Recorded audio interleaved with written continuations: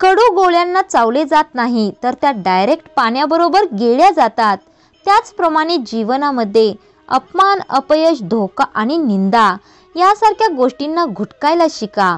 जर तुम्ही त्यांना सतत चावले किंवा त्या गोष्टींना सतत आठवत बसलात, तर गोळ्यांनी तोंड कडू होईल आणि या गोष्टींनी पूर्ण जीवनच कडू होऊन जाईल. विहिरीचे पाणी तर सर्वच पिकांना दिले जाते, पण तरी सुद्धा कारलं कडू, ऊस गोड आणि चिंच आंबट होते. इथे दोष पाण्याचा नाही, तर पेरले जाणाऱ्या बीमध्ये आहे. अगदी तसेच सर्व माणसं सारखीच असतात, पण त्यांच्यावर झालेल्या संस्कारात फरक असतो. जीवन जगत असताना या गोष्टी खूप महत्त्वाच्या आहेत. पण जे बरोबर आहे तेच तुम्ही करा. जे तुमच्या आनंदासाठी योग्य आहे ना, ते म्हणजे सुरेल संगीत. सोसण्यासाठी दुःख, पिण्यासाठी क्रोध, घुटकण्यासाठी अपमान, व्यवहारासाठी प्रामाणिकपणा, घेण्यासाठी ज्ञान, देण्यासाठी दान, जिंकायचंच असेल तर प्रेम, परिधान करण्यासाठी धाडस, मनाच्या शांतीसाठी समाधान, सोडण्यासाठी स्वार्थ, करण्यासाठी सेवा, मिळवायचंच असेल तर यश, फेकून द्यायचं असेल तर ईर्ष्या, सोडायचंच असेल तर मोह, जवळ ठेवायचं असेल तर इज्जत, स्वाभिमान आणि बोलायचंच असेल तर खरं. पैसा तर सर्वजण कमावतात, पण पैशाबरोबर आशीर्वाद देखील कमवा.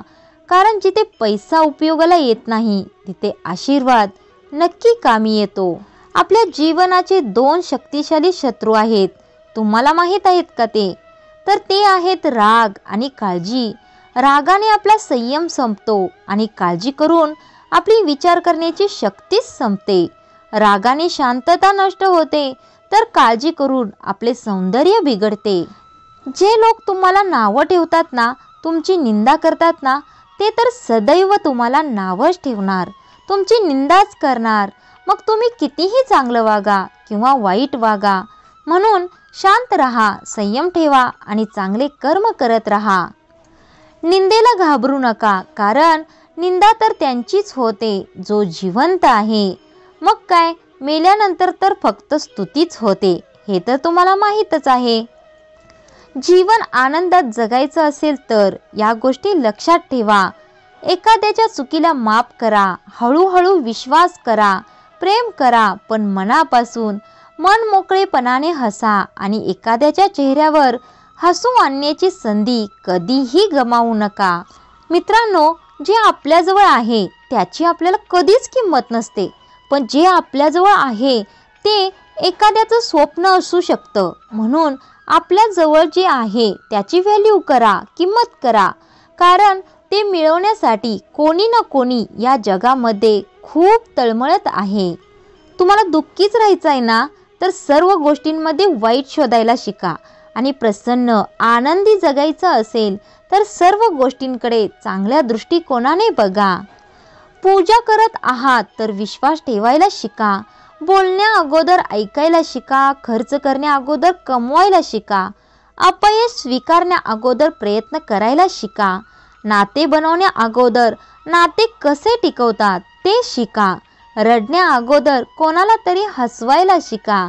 आणि बघा, मरण्या अगोदर भरभरून जगायला शिका. सेवा करायची असेल तर वेळ पाहू नका. प्रसाद ग्रहण करायचा असेल तर त्याची चव पाहू नका. कीर्तन ऐकायचं असेल तर जागा कोणती आहे ते पाहू नका. आणि एखाद्याचे भले करायचेच आहे तर स्वार्थ पाहू नका.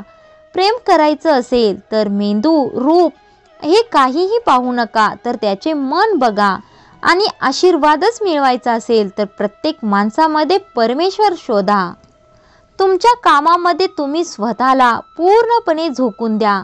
ज्या कामाला तुम्ही योग्य, तुमच्या लायकीचं समजता ते काम मनापासून करा.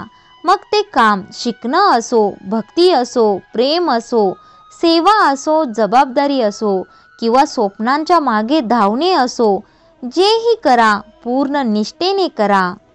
जे आपल्याला चांगलं वाटतं ना, ते जास्त निरखत बसू नका, नाहीतर त्यात आपल्याला वाईट दिसल्याशिवाय राहणार नाही. आणि ज्या वाईट गोष्टी आहेत त्या जास्त पारखायला शिका. शक्यता आहे की त्यामध्ये सुद्धा तुम्हाला चांगलंच दिसेल. स्वतःला मान हवा असेल तर दुसऱ्याचा मान राखायला शिका. बोलायला आपल्याला जीभ मिळते तर ऐकण्यासाठी कान सुद्धा आहेत, हे नेहमी लक्षात ठेवा.